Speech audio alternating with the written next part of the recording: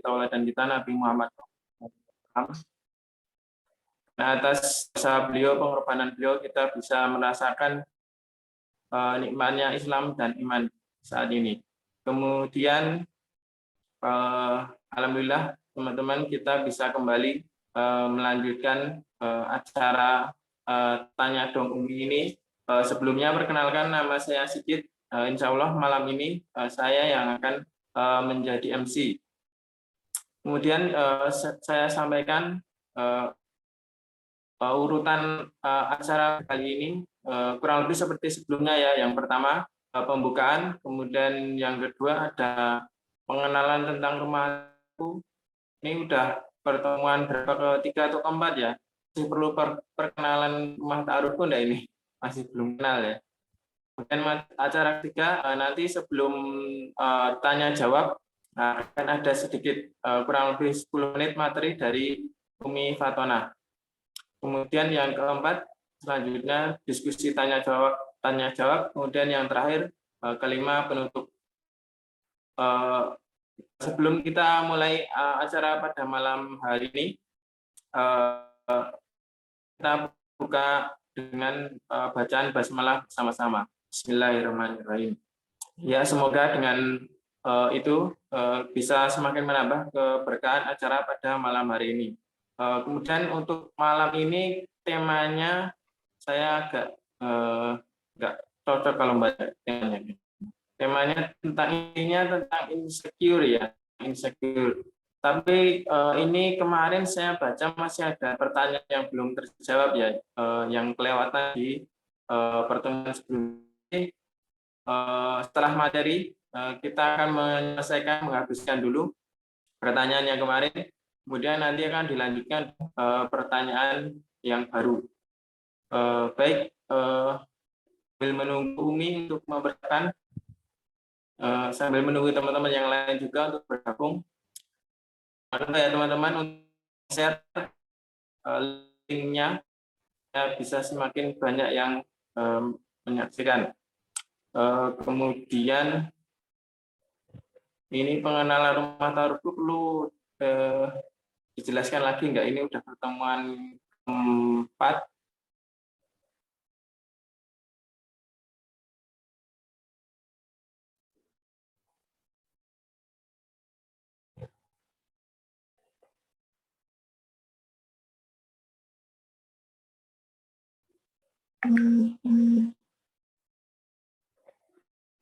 Baik, kalau Umi sudah siap mungkin untuk menyikat waktu ya biar nggak kemalaman. Mari kita mulai acara selanjutnya yang ketiga, yaitu penyampaian materi dari Umi Fatona dengan tema malam ini tentang insecure. Jadi pertanyaannya nanti kurang lebih seputar itu ya, tentang insecure. Secure itu aman, itu dalam, bukan ya?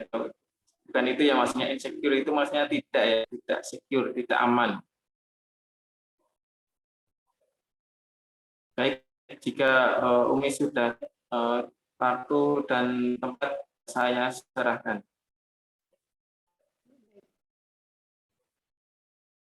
Suara Umi kelihatan? Kelihatan. Suara Umi kedengeran?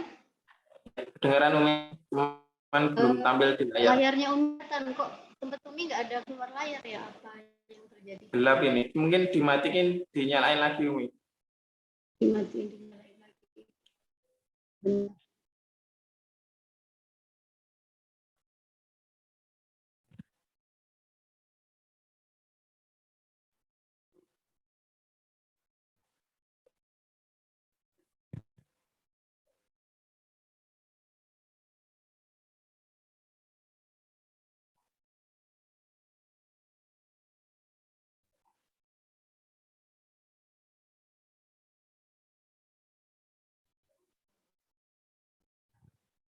Ya, sambil menunggu teman-teman yang lainnya juga, sambil menunggu Umi mempersiapkan. Sudah berapa yang bergabung? Ini partisipan udah 20-an Umi. Oke.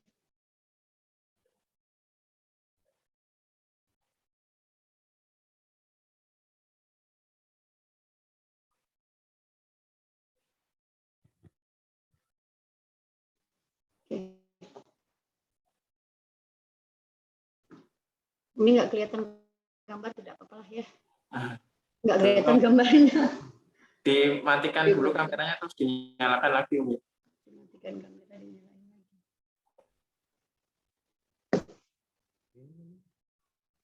Nggak tahu. Hilang sendiri.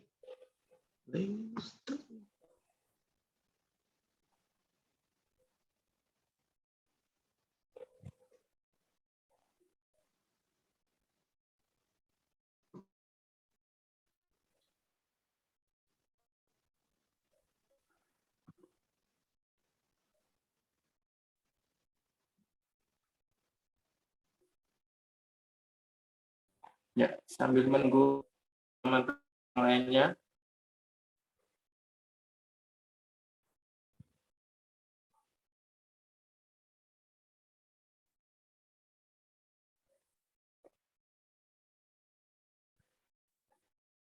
Sambil mungkin materi kemarin ya. Jadi tak cek dulu jangan lupa teman-teman nanti buat yang ketinggalan bisa ngecek di YouTube-nya Taruhku ya.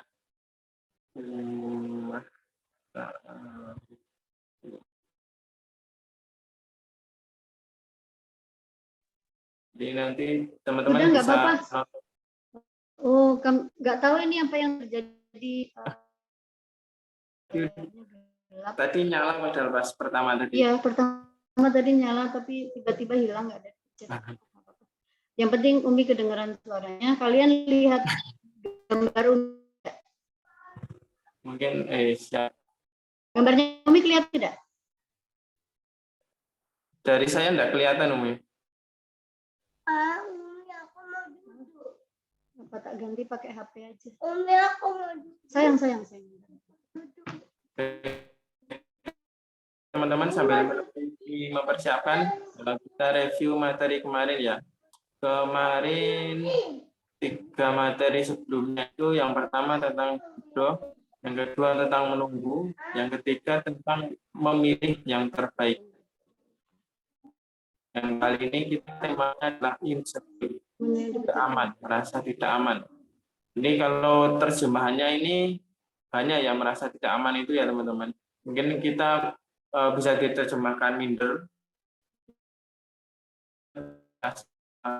Minder dengan mungkin ada yang kita sukai mungkin secara akhlak baik, tapi kita merasa belum baik. Nah itu kan jadi mau maju itu minder gitu ya. Kemudian jadi apa ya, kayak itu bisa positif bisa negatif ya. Punya positifnya itu kan kadang kita juga perlu tahu diri gitu ya. Kalau misalkan terlalu jomplang gitu ya, mungkin sebaiknya kan ada istilah kufu ya. Jadi kalau bisa cari yang kufu biar meminimalisir adanya konflik di rumah tangga gitu ya. Jangan sampai terlalu jomplang. Tapi ya sebenarnya tidak masalah sih, maksudnya kayak kita kan dianjurkan untuk berdoa itu meminta yang terbaik gitu ya. Cuman versi kita sama versinya itu kan berbeda ya. Intinya mohon yang terbaik aja. Misalkan ada yang mungkin kita merasa kok jomplang, nah itu ya nanti kan ada sering kita dengar itu bisa istikharah atau mungkin tanya ke ustadz atau tanya ke siap umi gitu, ustazah gitu. Apakah dengan mungkin ketidakseimbangan gitulah istilahnya gampangnya, mungkin yang satunya hafiz, satunya juz 30 gitu, yang satunya 30 juz, yang satunya juz 30, kira-kira bagaimana gitu. Kalau sebenarnya kalau dipikir-pikir tidak ada yang setara dengan Rasulullah ya, tapi tetap ada yang bisa menikah dengan beliau. Jadi kalau dilihat secara ilmu ya pasti jomblang semua itu istri-istri Rasulullah. Cuma kan jadi ada pertimbangan lain gitu ya. Jadi teman-teman jangan sampai terlalu minder yang apa ya, menolak rezeki gitu lah. Misalkan kalau ada yang soleh atau yang soleha, biarpun mungkin secara agama jauh, tapi kalau misalkan mungkin kita bisa menilai, mengukur lah kira-kira insya Allah bisa lah menjalaninya gitu. Nah itu nanti pertimbangan-pertimbangannya bagaimana nanti bisa dibahas lebih dalam bersama Umi sambil menunggu Umi ini belum kelihatan gambarnya. Oh sebentar. Oh, sekalian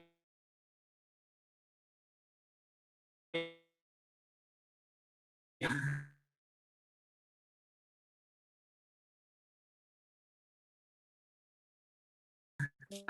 alhamdulillah sudah kelihatan. Umi Sekarang ganti pakai HP aja mungkin tadi kan susah waktu dari. kan. Alhamdulillahilladzi hadana li hadza wa ma kunna linahtadiya laula an hadana Allah. Asyhadu an la ilaha illallah wa asyhadu anna Muhammadan abduhu wa rasuluh la nabiyya ba'dah. Alhamdulillah wa syukurillah. Mari kita bersolawat juga kepada Rasulullah. Allahumma sholli ala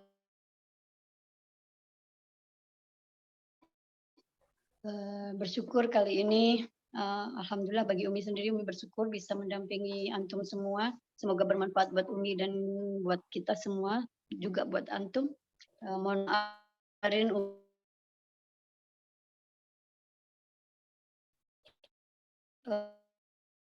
mudah-mudahan bisa terwakili oleh Abi ya. Alhamdulillah hari ini Umi dikasih tema insecure. Pada gitu apa? Insecure. Tidak aman, merasa apa ya, kayak nggak pede, minder. Insecure kamu gitu ya? Ya, maksudnya dengan calonnya atau dengan siapa gitu kan, jadi mau maju itu kan nggak berani atau gimana gitu. Insecure ini kan lebih kepada perasaan ya. Tapi ketika perasaan ini sebenarnya normal, tapi ketika dibiarkan akan menjadi yang sangat fatal dan bahkan merugikan diri sendiri bahkan orang lain gitu ya. Perasaan seperti tidak percaya diri, terus malu, takut, khawatir gitu. Kemudian menjadi takut, akhirnya menjadi gelisah, merasa tidak aman gitu, tidak nyaman.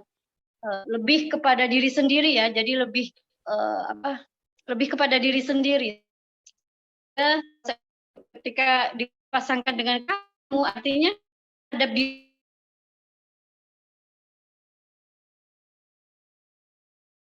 gitu. Dirimu itu siapapun ya, nggak tahu gitu. Tapi karena insecure yang paling fatal adalah kalau pada siapapun artinya dia merasa diri itu terlalu rendah gitu ya. Sehingga perasaan-perasaan seperti ini perlu dikendalikan. Sebenarnya ini beda ya, dengan rendah hati itu beda. Merasa mampu, merasa diri tidak bisa, kemudian jadi ini sangat perasaan rendah hati. Karena ini jatuhnya rendah. Nah, rendah diri itu biasanya kenapa ya? Ya, ini nanti akan berimbas terutama buat penyakit hati. Jadi buat kalian, terutama nih dominan mayoritas yang mempunyai rasa insecure dan bisa menjadi ke arah gawat itu kebanyakan adalah karakter melankolis. Nah ini orang-orang melankolis kendalikan sehingga tidak hal-hal yang fatal gitu, karena rasa rendah diri, kemudian akhirnya menyalahkan diri sendiri, terus membuat hidup menjadi tidak bangkit gitu ya, jadi merasa takut untuk melakukan sesuatu. Nanti imbasnya bisa menjadi iri. Kenapa iri? Karena dia merasa tidak bisa gitu, sehingga melihat orang lain bisa, jadi kan dia kemudian iri, kemudian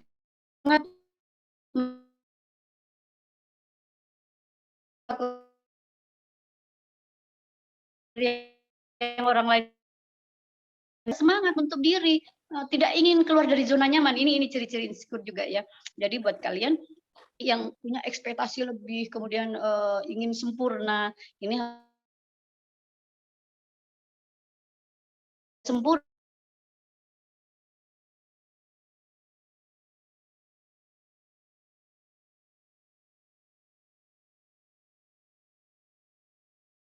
kemudian naik lagi nih ke tadi, merasa iri saja gitu, tidak ingin orang lain mempunyai itu kalau dengki. Jadi lebih gawat lagi, lebih membahayakan ke orang lain. Kalau iri paling membahayakan diri sendiri, kalau dengki bisa membahayakan ke orang lain. Kemudian pure gitu ya, terhadap siapa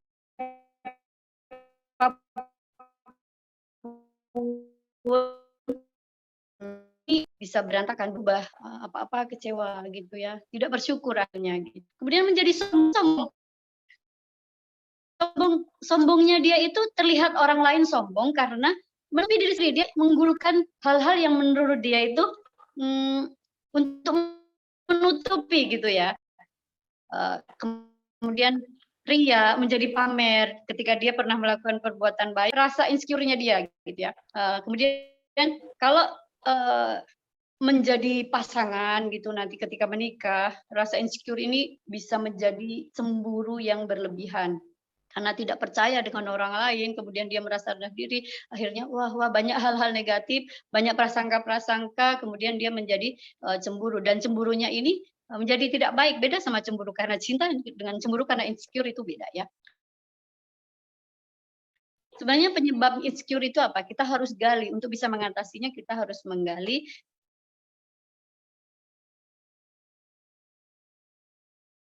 sebenarnya sempurna, jadi dia punya ekspektasi yang terlalu tinggi terhadap diri sendiri ya, kemudian kemudian itu tidak terwujud, sehingga dia, kurang menerima hasil, kurang bisa bertawakal. Nah, tidak bisa, menerima bahwa itu, "Oh, okelah itu udah kehendaknya Allah, aku udah berusaha yang terbaik nih," gitu. Tapi karena dia, ekspektasinya tinggi, dia merasa kecewa, dia merasa gagal, kemudian akhirnya gitu ya, tidak percaya diri, insecure itu penyebabnya itu ya, kalau mempunyai ekspektasi terlalu tinggi. Jadi ukurlah diri gitu.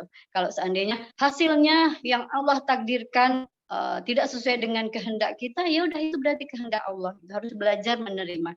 Kemudian, apalagi melihat orang lain lihat, hidupnya ideal menurut versi kita. Kadang sama orang lain ini belum tentu juga satu keberhasilan, karena target orang, cara pikir orang, kemudian, ekspektasi juga beda-beda. Kita ideal gitu, sehingga dia merasa itu tumbuh iri, dengki gitu ya.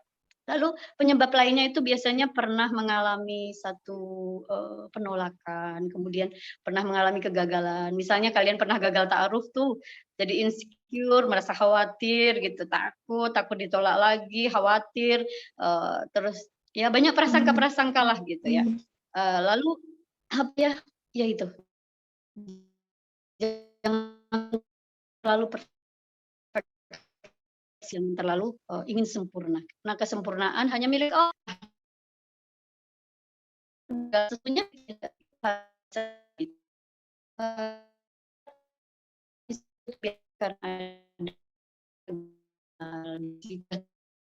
yang memang nggak bisa. Ini bisa mengarah ke situ ya, kalau memang tidak bisa dikendalikan ke arah depresi. Misalnya udah pernah mau khitbah gitu, atau bahkan udah khitbah gagal karena satu hal, atau ada pengalaman-pengalaman yang tidak mengenakan sehingga dia ya merasa, oh, sempit dunia ini gitu ya.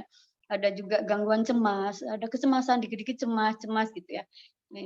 Itu juga biasanya orang-orang yang punya penyakit MAH gitu ya, dia ada gangguan kecemasan, dia makanya harus jaga diri, pola makannya dijaga, karena orang yang memiliki, pola makan yang tidak normal juga ini bisa, mengakibat ke insecure tadi ya, trauma juga bisa, ya paranoid gitu.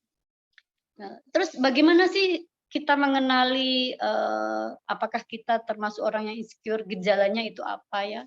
Ya seperti Umi sebutkan tadi, kita lihat apakah kita orang yang suka pamer ya, suka memperlihatkan, apa namanya, amalan kita, perbuatan kita, keberhasilan kita gitu ya, menyombongkan diri dengan apa ya, eee, ini menyombongkan diri tapi mengeluh gitu loh, piye ya carane, dia merendahkan diri sendiri, tapi maksudnya itu tertangkap oleh orang sebenarnya sombong gitu loh.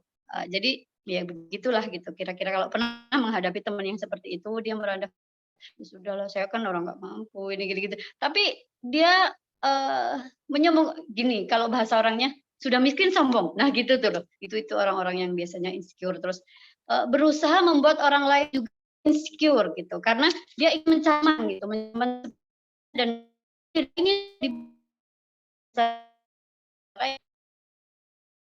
tidak. Nah, yang kalau insecure-nya berlebihan, memang menjadi penyakit hati ya yang tidak baik. Terus kita tengok apakah kita sering menceritakan sesuatu yang apa itu, sesuatu yang pernah dicapai, berhasil gitu. Kita dengar suara Umi? Suara Umi kedengaran? Ya, masih Umi, masih. Oh ya, oke. Karena ada notif barusan. Baik, kemudian orang insecure ini tidak mudah percaya sama orang lain, curigaan gitu ya, karena nggak percaya gitu, nggak percaya awalnya nggak percaya pada diri sendiri, akhirnya menilai diri sendiri rendah, sehingga dia merasa orang lain menilai diri rendah, padahal tidak begitu. Misalnya ini akan gawat ketika setelah menikah. Pasangan kita udah mencintai kita tuh, tapi ekspektasi kita kalau mencintai seseorang berbeda, harusnya dia perhatiannya begini ke aku, dia perhatiannya nggak begini, akhirnya kita menyimpulkan bahwa pasangan kita nggak mencintai kita, ini sesuatu yang gawat ya. Jadi nanti akhirnya menuntut pasangan, terus kemudian ya dia sendiri nggak bahagia, tidak bersyukur gitu. Ya, itu bisa terjadi yang mudah curiga, kemudian mau kemana, ya akhirnya kepo sama pasangan, terlalu mengatur dan lain-lain. Banyak efek dan dampak buruknya.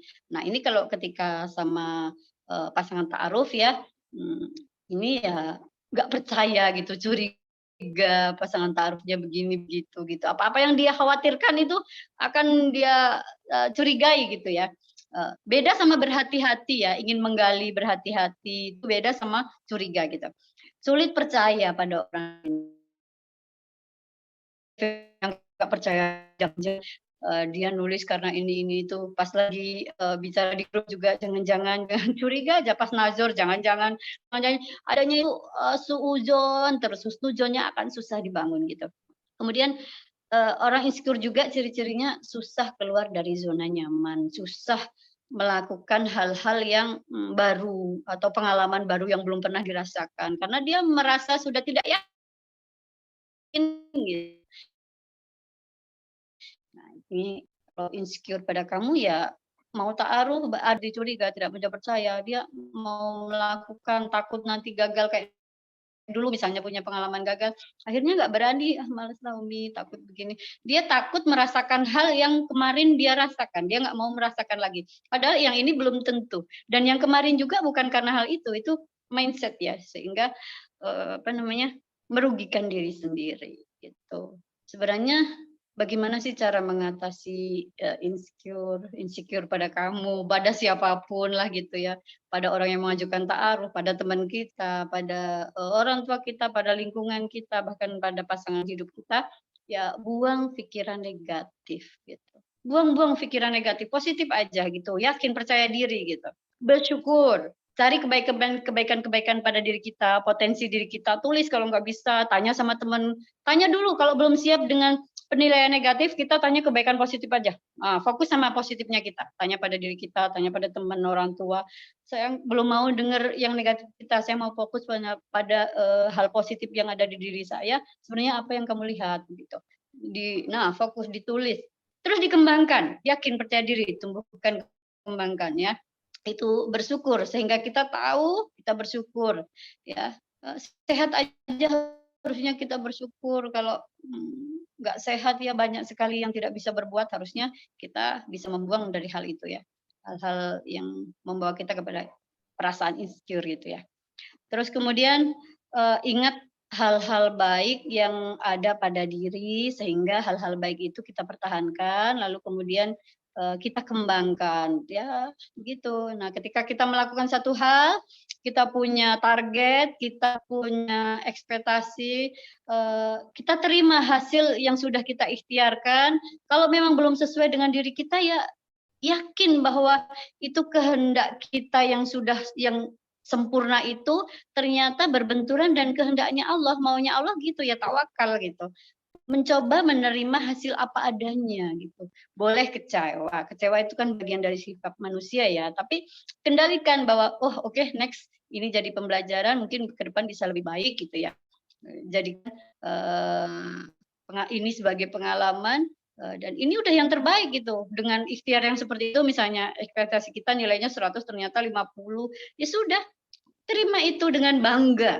Bangga karena kita sudah berikhtiar yang terbaik, bukan karena hasilnya. Memang kalau kita belum bisa menerima hasilnya, ya bangga dengan saya udah ikhtiar terbaik, saya bangga walaupun nilainya 50 gitu. Ini sudah lebih baik daripada tidak melakukan sama sekali, ya begitu.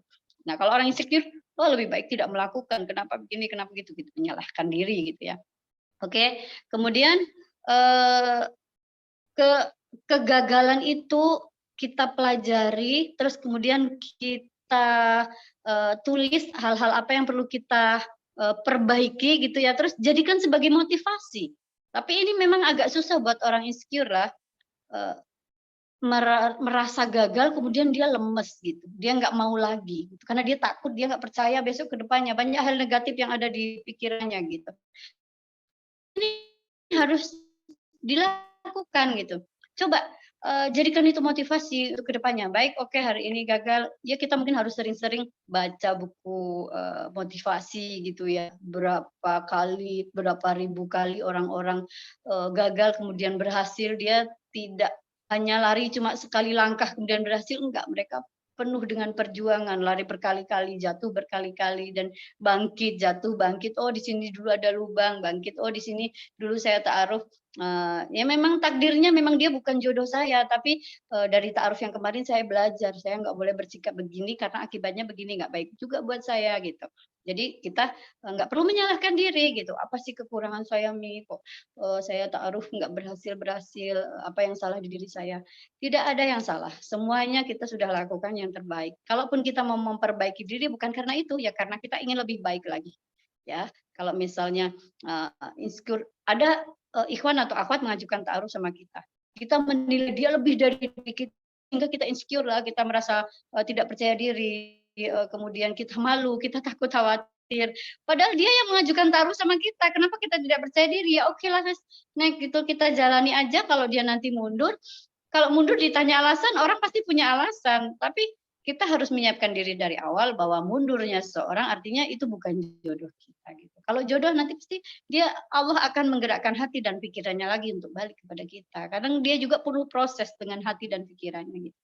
Oke, kemudian kita cari lingkungan yang mendukung kita, yang membuat kita positif, membuat kita percaya diri ya, kemudian yang membuat kita lebih baik lah, cari orang-orang yang tulus mencintai kita, kemudian sering memotivasi kita, cari lingkungannya seperti itu, lingkungan-lingkungan yang positif, hindari orang-orang yang menyebab kita insecure, misalnya teman yang kurang mendukung, dikit-dikit kritik, dikit-dikit cemeeh bahasa Minangnya itu apa ya, mengejek gitu ya, jadi kita kemudian nggak mau melakukan lagi karena takut diejek gitu ya.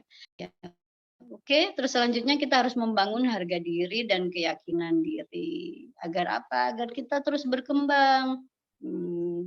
Ketika kita tahu hal-hal positif, kita kembangkan tuh apa.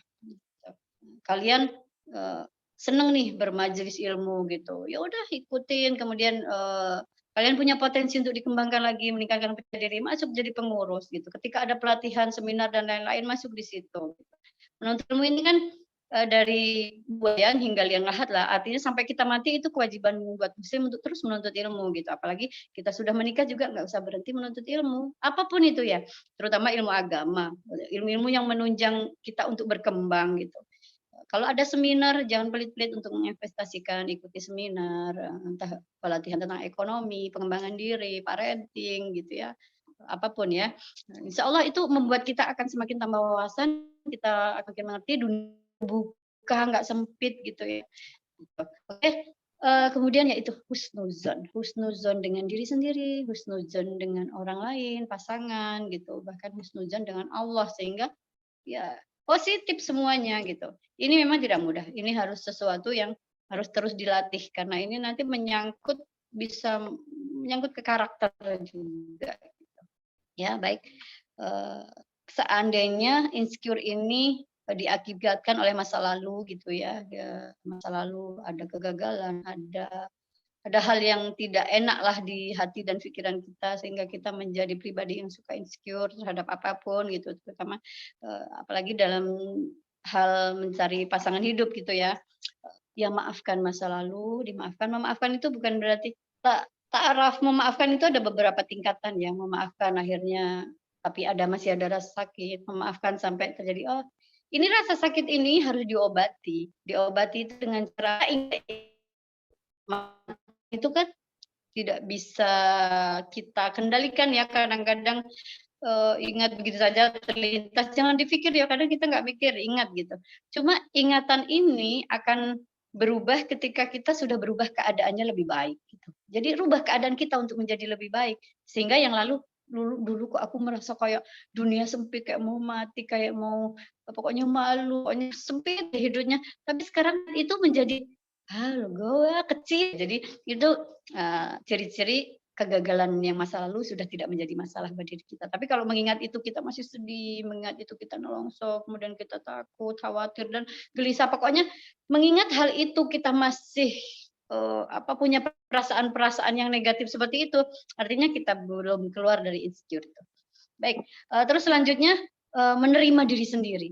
Manusia tidak ada yang sempurna. Kita punya kelebihan, kita punya kekurangan. Untuk bisa mengatasi insecure kita harus akui kekurangan kita, kemudian kita juga harus tahu kelebihan kita. Sehingga kita syukuri kelebihan kita coba perbaiki kekurangan kita, dan orang lain belum tentu tidak menerima itu gitu. Dan kita jangan terlalu menilai orang lain, fokus saja pada diri untuk masalah ini gitu. Sehingga kita nggak terlalu takut, khawatir, kemudian merasa tidak diterima orang lain ya gitu. Apalagi punya pengalaman gitu, membandingkan dengan pengalaman yang lalu, karena tidak semua orang sama. Tapi ini saya berkali-kali ta'aruf sama orangnya mundur gitu dengan alasan mungkin yang sama menurut kalian gitu. Jangan khawatir gitu. Dan selalu ingat bahwa tidak ada kejadian tanpa izin Allah. Bahkan sesuatu itu kan besar. Bahkan debu yang menurut ya debu, apa sih arti sebuah debu gitu ya? Apalah aku gitu. Daun kering yang jatuh gitu. Semuanya atas kehendaknya Allah. Artinya segala sesuatu yang terjadi dalam hidupnya manusia itu terjadi atas kehendak Allah. Jadi itu kita harus ingat, dan sehingga kita bisa menerima diri sendiri. Jangan pernah menyalahkan diri sendiri. Oke, kita pernah berbuat dosa misalnya, kita cukup mengakui diri, kemudian bertaubat gitu. Tapi jangan terjebak untuk menyalahkan diri, terus kita nanti nggak bangkit-bangkit, kita lemes. Kita harus tahu ampunan Allah itu seluas samudra, setinggi gunung gitu. Jadi seluas bumi dan langit gitu. Sehingga kita optimis gitu. Itu gambarannya ya begitu. Kemudian dekatkan diri kepada Allah, cari banyak-banyak ilmu sehingga kita tidak terjebak dengan perasaan insecure itu tadi. Mungkin sementara itu ya, Sigit ya hari ini Ya, bersama Sigit. baik, Umi, terima kasih materinya. Dari teman-teman, kita lanjut ke sesi berikutnya ya, acara berikutnya. Kita masuk ke diskusi tanya jawab. Silakan teman-teman yang ada pertanyaan bisa ditanyakan lewat chat, nanti dibacakan. Sambil menunggu teman-teman menulis pertanyaannya, ini ada kisah kemarin, Umi, pertanyaan kisah kemarin. Mungkin bisa dibahas dulu, Umi, yang pertanyaan kemarin. Oke. Baik, Umi, saya bacakan pertanyaannya. Oke. Jadi yang pertama ini ada dilema memilih antara dua ikhwan, Umi. Oh iya. Yang cocok itu domisilinya jauh, sedangkan yang dekat ada tapi tidak cocok. Nah, ini masalahnya orang tua di rumah sendirian, tidak enak kalau harus meninggalkan orang tua, itu bagaimana, Umi? Pertama, antum siapa ini, ikhwan atau akhwat ya? Yang jelas sholat istikharah. Ya. Memilih di antara dua pilihan yang membuat kita ragu, sholat istikharah. Yang kemudian ikhtiar syariahnya, ikhtiar zahirnya ya, ditulis perbandingannya ya. Pertama, cari yang agamanya lebih baik gitu ya. Agama lebih baik itu dari segi perilaku agama, bukan hanya wawasan agama ya, perilaku agamanya dia tahu ilmu sholat, dia lakukan gitu. Dia tahu ilmu sholat macam-macam, tapi tidak dia lakukan gitu. Itu ilmu agama.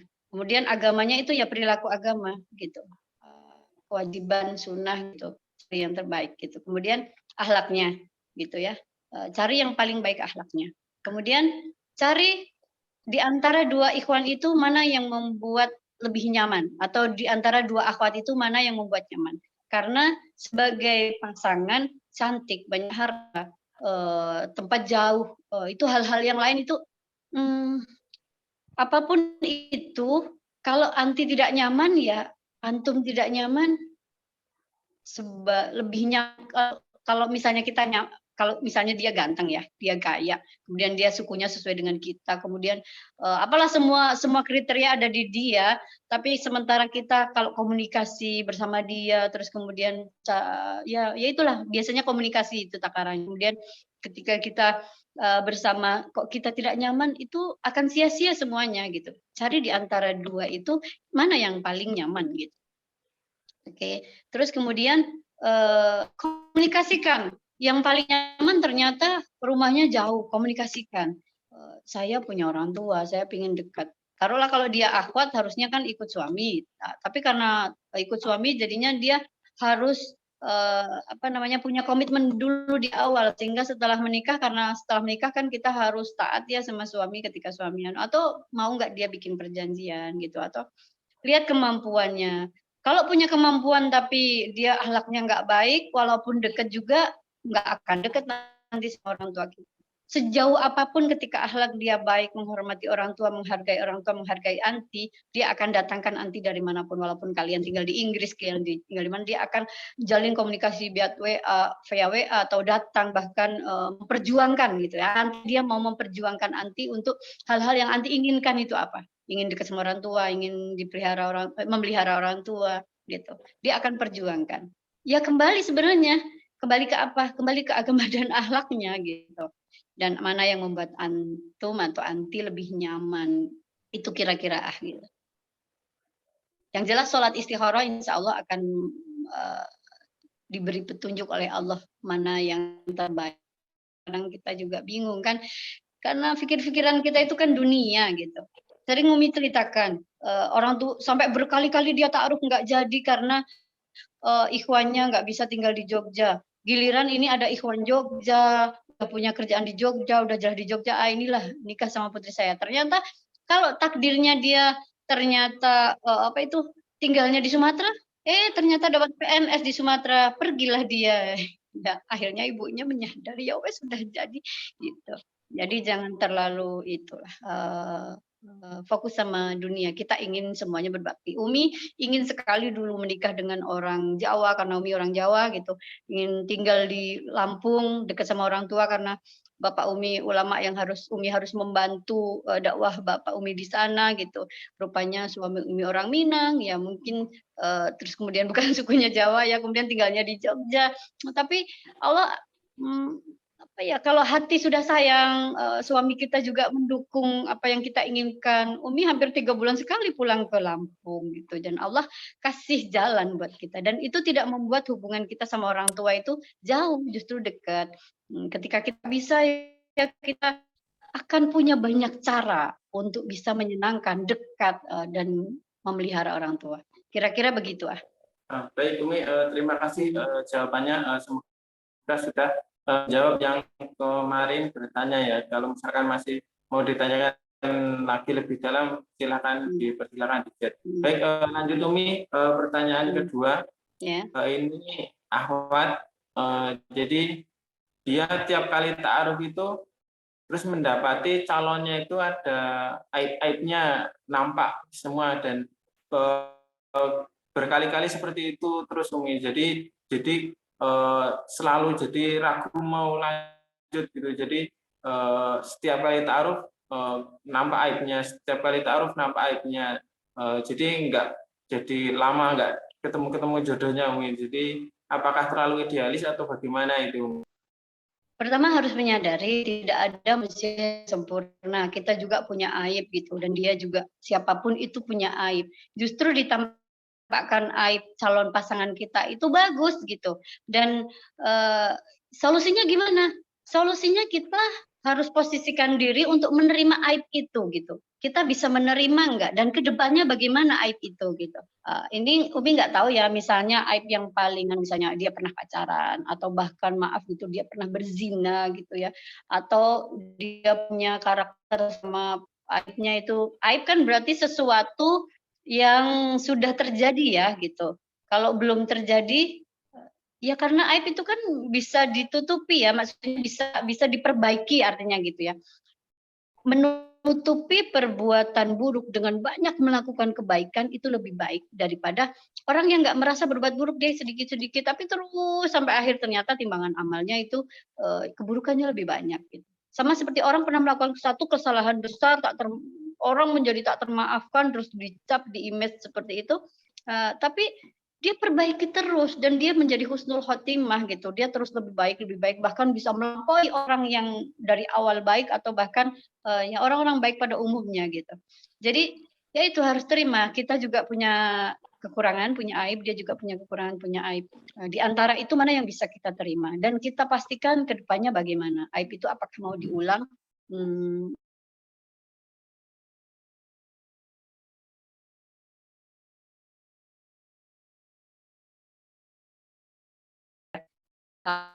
artinya sebejat dia merokok atau dia apa ya, aib di sini Umi nggak ngerti maksudnya ini bagaimana, aib yang seperti apa.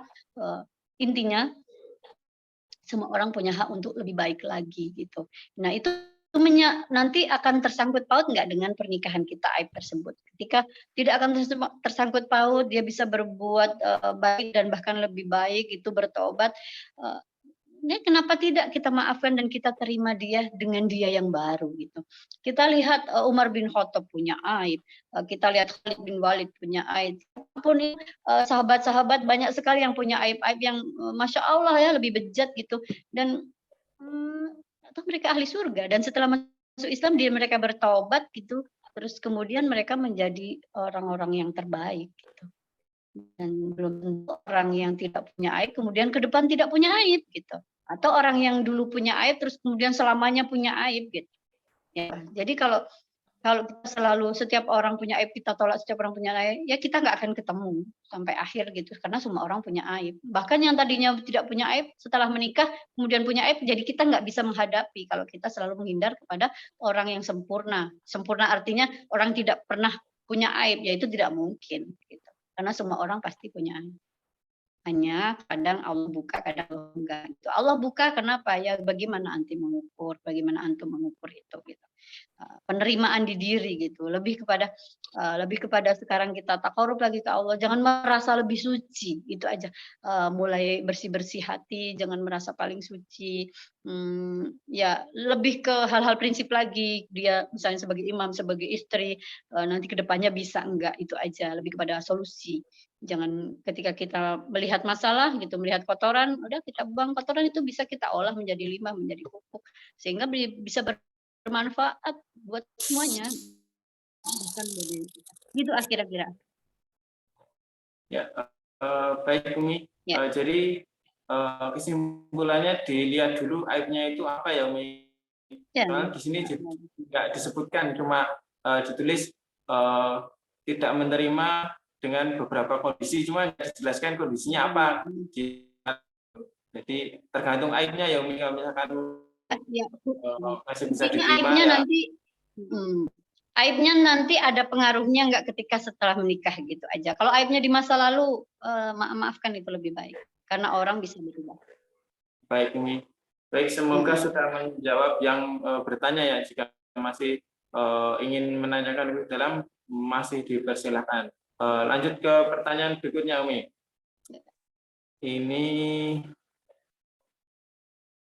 pertanyaan yang sering ditanyakan Umi. Bagaimana kita tahu bahwa diri kita sudah siap ta'aruf, sudah berusaha memantaskan diri, namun masih belum yakin udah siap untuk ta'aruf apa belum gitu. Mungkin kadang kan pertimbangannya kalau belum siap itu kan takut menzolimi pasangannya begitu Umi.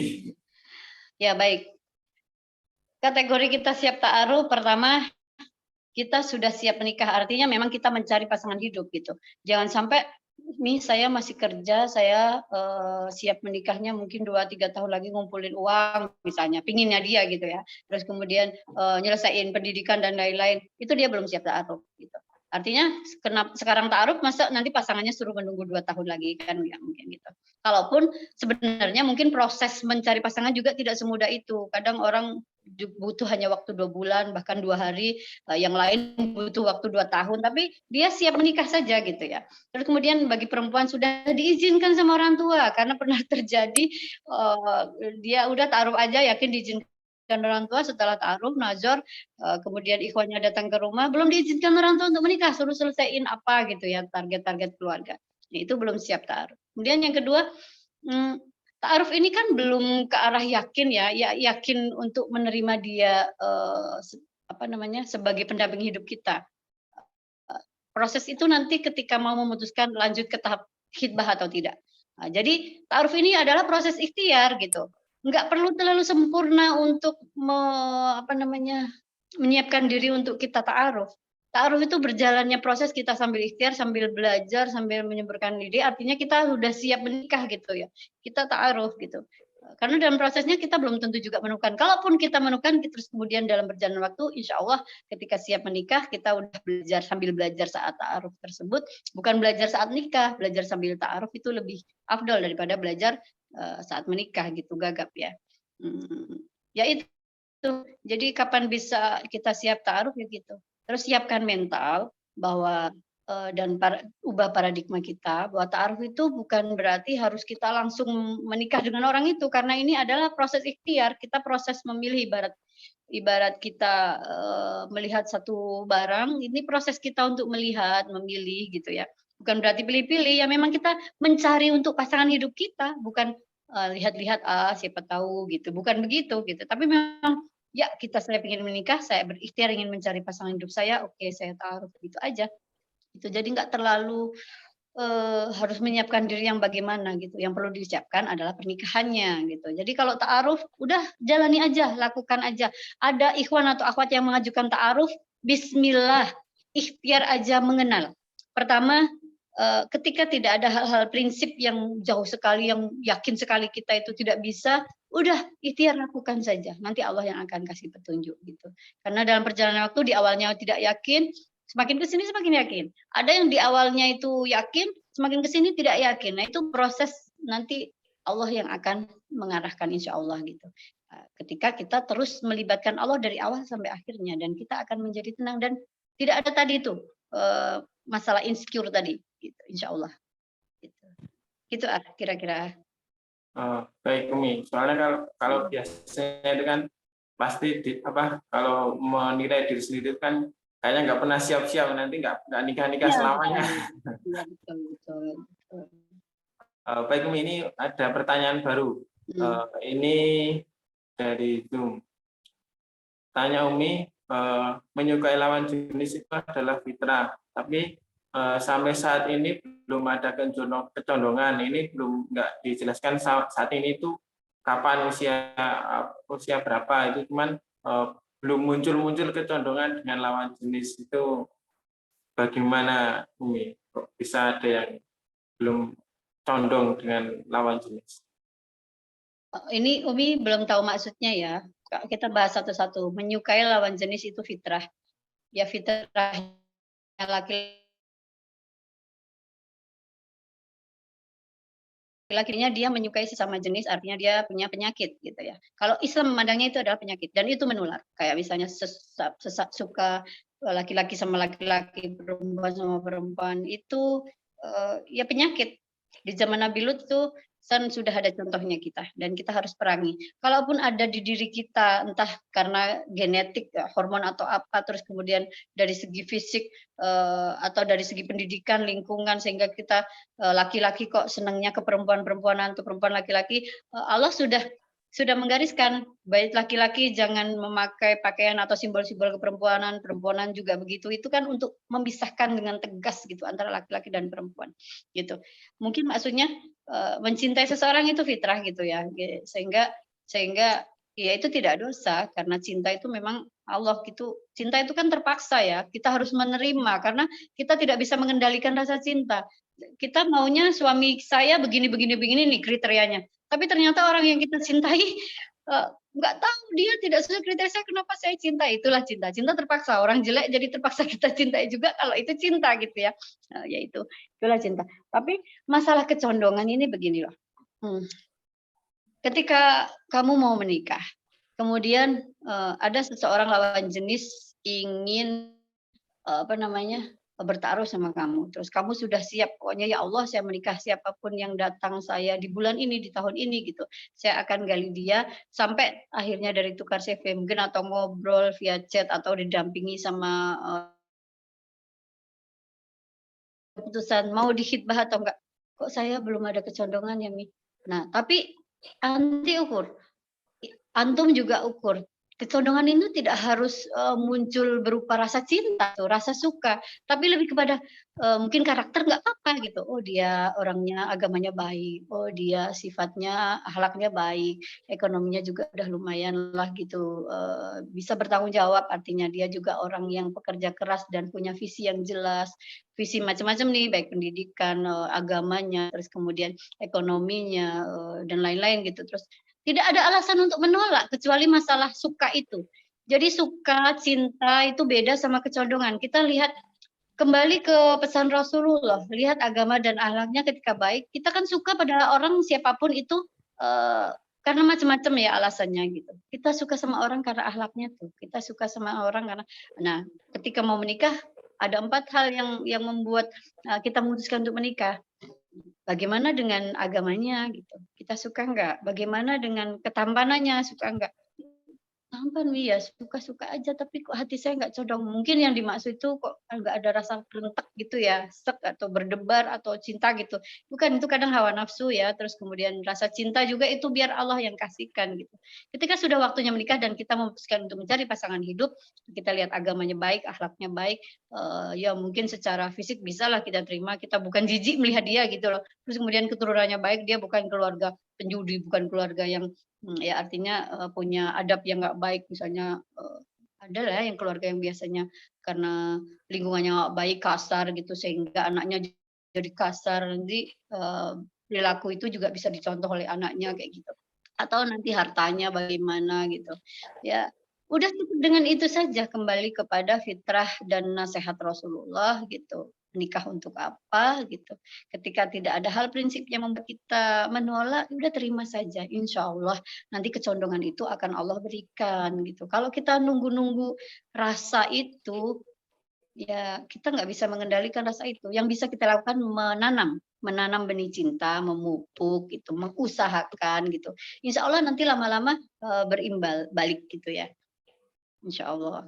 Karena ya ya itu ikhtiar kita, kita nggak bisa, misalnya maaf gitu, Fatimah Az-Zahra kenapa mencintai Sayyidina Ali, sementara itu, belum menikah gitu ya, itu kan tidak dalam kuasa dia gitu.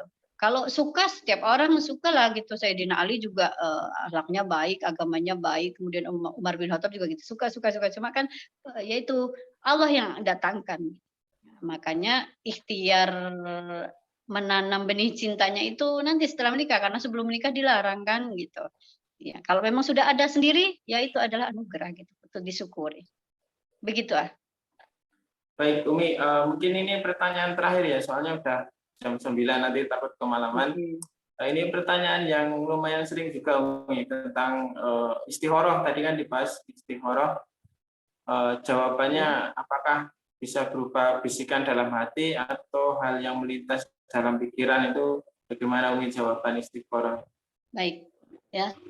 Istikharah itu biasanya ya macam-macam, tidak harus berupa mimpi, tidak harus berupa kayak bisikan atau tanda-tanda di luar diri gitu. Kita bisa artikan semuanya, itu kan petunjuk ya. Namanya petunjuk, tadinya kita nggak khawatir, kita hilang kekhawatirannya. Tadinya kita khawatir, hilang kekhawatirannya. Ketika tadinya kita ragu, menjadi tidak ragu gitu.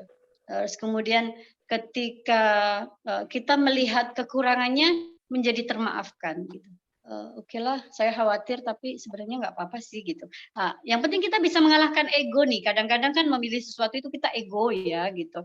Maunya itu sih keinginannya, tapi ternyata kok sebenarnya ini termaafkan nih, sebenarnya ini nggak apa-apa sih gitu. Nah itu sebenarnya udah satu petunjuk gitu ya bahwa apa namanya ada ini bisa kecondongan hati itu kan bisa kita baca gitu. Di antara dua ini ya kalau memilih gitu kecondongan hati itu kita bisa baca. Tinggal apa, ego kita mau menerima apa enggak. Karena kadang-kadang kok aku misalnya memilih, apa, misalnya universitas gitu ya, impian kita misalnya UGM, terus kemudian kita juga daftar UNY gitu. Dalam prosesnya kita ragu, udah deh daftar dua-duanya mana yang keterima gitu ya. Sebenarnya tapi UNY nggak apa-apa sih gitu, keterimanya dua-duanya kok keterima, bingung. Akhirnya memilih-milih gitu, apa namanya, menulis gitu keunggulan mana yang lebih itu, yang terbaik yang kita lakukan karena dua-duanya oke ya, oke baik berarti dua-duanya. Nah untuk membaca petunjuk itu sebenarnya UNY nggak apa-apa, apa namanya, saya bisa nerima, kok UGM kok mahal ya, ada gitu ya. Jadi, yang UNY itu sebenarnya sebagai jawabannya gitu. Kalau sebenarnya ini tidak terlalu mampu gitu, memaksakan sehingga nanti bisa menyusahkan. Karena yang UGM ini misalnya impian kita gitu, harapan kita, tapi ternyata kok hati sebenarnya ke UNY aja gitu. Itu ada dorongan hati. Biasanya berperangnya sama hawa nafsu sendiri gitu. Nah, ketika yang tidak kita harapkan kok termaafkan, itu juga bisa menjadi, salah satu petunjuk gitu. Yang terkuat ya ketika kita benar-benar yakin pilihan kita gitu dan oke tidak masalah ini sama sekali gitu. Dan ego kita, impian kita yang tadinya itu benar-benar sudah berubah total. Nah, itu benar-benar Allah arahkan gitu. Atau dilalahnya nanti ada masalah aja itu sesuatu yang di luar itu ya gitu. Bisa jadi seperti itu juga gitu. Dan insya Allah karena itu adalah syariah gitu ya, adalah pilihan sesuai dengan sunnah Rasul, pilihan yang telah Allah berikan kepada kita. Kalau kita melakukan sholat istikharah sesuai dengan syariah, pasti pasti dikasih petunjuk. Gitu. Dan cara kita membacanya seperti itu. Ya syukur kalau berupa mimpi. Kadang-kadang kita kan banyak dosa, banyak itu banyak penghalang. Kalau mata batin kita itu bersih, mungkin akan mudah gitu ya. Ketika mata batin kita itu maksudnya banyak kotoran di hati kita, cara membacanya mungkin kesusahan gimana. Kita sebenarnya udah dikasih petunjuk, tapi nggak arti juga karena kadang-kadang ego. Sama seperti cerita seorang nenek yang kebanjiran gitu, kemudian berdoa supaya dikasih pertolongan. Ekspektasi dia pertolongan nanti akan datang malaikat gitu, terus dengan goib gitu. Ekspektasi dia ya, hayalan dia, logika, keinginan dia, ego dia, hawa nafsu dia. Sementara Allah itu berjalan sesuai dengan sunatullahnya kalau di dunia gitu. Hingga datanglah apa orang memperingatkan, "Ayo nih bersama kami mengungsi." "Enggak, nanti saya pasti ditolong Allah," gitu. Datang lagi nanti tim SAR yang lainnya membawa apa itu mobil, "Ayo nih bersama kami," gitu. Kita apa evakuasi, "Enggak, nanti tunggu saya, nanti datang pertolongan Allah." Atau mungkin dalam pikiran dia pertolongan Allah itu banjirnya berhenti, surut gitu loh. Nafsu yang punya keinginan dan datang lagi, tim SAR yang membawa kapal dayung, "Ayo Nek," gitu. Sampai di atap neneknya naik ke genteng, yakin bahwa Allah akan memberikan pertolongan dalam bentuk yang dia mau gitu, yang bentuk yang dia mau. Akhirnya datanglah helikopter gitu. Terakhir, ya akhirnya karena dia nggak pernah mau dengan pertolongan Allah, sehingga dia tenggelam gitu. Ini cerita kiasan gitu ya, sehingga di akhirat, apa namanya, protes gitu ya. Saya udah berdoa kenapa, doa saya tidak dikabulkan, akan diceritakan ini loh gitu. Pertolongannya sudah banyak sekali, tapi kamu nggak mau. Sudah saya kasih petunjuk kamu, tapi kamu tidak mengikuti petunjuknya. Berapa banyak, kalangan umat manusia dari kaum Yahudi, kaum Nasrani, sudah dikasih petunjuk. Kalau kaum Yahudi dikasih petunjuk, dia ingkar ya, dia zolim gitu. Kemudian kalau kaum Nasrani dikasih petunjuk, dia salah arti sehingga salah jalan. Gitu. Nah, mudah-mudahan kita orang yang diberi petunjuk dan dikasih nikmat gitu dan bisa membaca petunjuk itu. Gitu. Itu kira-kira. Ya sholat istikharah yakin pasti dikasih petunjuk dan rasai hati gitu. Karena yang di luar itu kita kan tidak tahu. Yang penting kita lihat hati kita. Gitu. Baik, mungkin biar lebih yakin nanti bisa ditanyakan di program Tanya Dong Umi ya. Nanti ini apa ini tanda apa bukan, nah nanti bisa tanya lagi. Baik Umi, Terima kasih banyak. Ini udah jam 9. Mungkin perlu kalimat penutup, Umi? Baik. Ya baik ya untuk materi hari ini, insecure terhadap kamu gitu. Syukuri diri sendiri apapun yang Allah berikan kepada kita, syukuri. Rasa bersyukur kita akan membuat kita percaya diri dengan kelebihan kita. Percaya diri beda dengan sombong, rendah diri beda dengan rendah hati. Jadi kita harus bisa bedakan, jangan insecure gitu ya. Kita harus optimis, yakin, bangga terhadap diri dan ingat jangan takut bangga terhadap diri itu jangan takut. Percaya pada diri sendiri jangan takut. Itu bukan sombong. Itu adalah rasa bentuk syukur. Sombong itu ketika kita sudah diimplementasikan ke orang lain gitu. Wah, aku gitu. Ini loh ini menceritakannya itu artinya kita menyombongkan diri merasa lebih baik gitu. Jadi kita percaya diri kita bisa, tapi bukan berarti kita lebih baik dari orang lain. Nah, kita lebih baik dari orang lain kita karena mengukur secara realita oke kita lebih baik. Jadi bukan merasa yang terbaik gitu ya. Jangan paling baik. Nah, beda ya. Kita merasa lebih baik daripada orang lain, tapi bukan merasa paling baik gitu. Jadi udah next silang insecure gitu, jangan insecure siapapun yang mendekat kepada kita, mau ada teman ta'aruf, mau ada teman organisasi, teman main, teman kerja, teman apapun, kita harus percaya diri dan percaya kepada orang lain. Dan yang terpenting adalah percaya kepada Allah gitu, tawakal terhadap segala sesuatu yang kita ikhtiarkan gitu. Ya cukup itu gitu. Banyak-banyak bersyukur, husnuzon dan tawakal. Itu kunci dari memerangi insecure. Baik, Umi, jazakillahu khairan. Terima kasih atas materinya malam ini. Baik, teman-teman, semoga bisa mengambil ilmu yang sebanyak-banyaknya dan bisa diamalkan di kehidupan sehari-hari. Baik, teman-teman, kita cukupkan kajian pada malam hari ini. Jika masih ada yang ditanyakan, bisa lewat Instagram ya nanti, ada bisa lewat DM IG, nanti bisa dibacakan. Insya Allah di kesempatan berikutnya di acara Tanya Dong Umi. Baik, teman-teman, kita cukupkan acara pada malam hari ini. Banyak salah, banyak kurang, mohon dimaafkan. Jazakumullah khairan semua teman-teman yang sudah membantu. Kita tutup acara malam hari ini dengan bacaan Alhamdulillahirabbil alamin. Dilanjutkan dengan doa kafaratul majelis. Subhanakallahumma wa bihamdika asyhadu an la ilaha illa anta astaghfiruka wa atubu ilaik. Baik, terima kasih. Wabillahi taufiq wal hidayah. Wassalamualaikum warahmatullahi wabarakatuh. Waalaikumsalam warahmatullahi wabarakatuh.